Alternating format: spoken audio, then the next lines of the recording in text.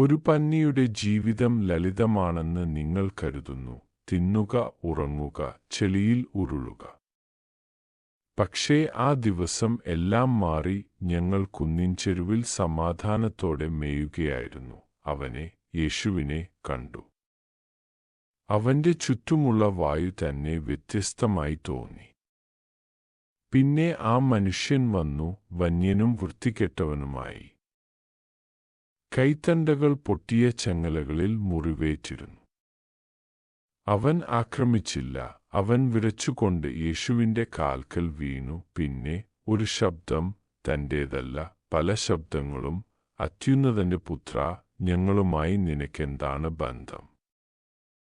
ഞങ്ങളെ അഗാധത്തിലേക്ക് അയക്കരുത്. ഭയം, നിരാശ. പിന്നെ അവർ ഞങ്ങളെ കണ്ടു. ഞങ്ങളെ പന്നികളിലേക്ക് അയക്കുക. ഒരു വിറയൽ എന്നിൽ പടർന്നു. എനിക്ക് നീങ്ങാൻ കഴിയുന്നതിനു മുമ്പ് എന്റെ മനസ്സിൽ ഇരുട്ട് നിറഞ്ഞു. അത് എന്റെ ഉള്ളിൽ നഖങ്ങൾ കുത്തിയിറക്കി. കോപം, ഭയം, ഭ്രാന്ത് എന്നിവയാൽ എന്നെ നിറച്ചു.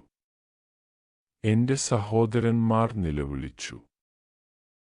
കണ്ണുകൾ വെളുത്തു.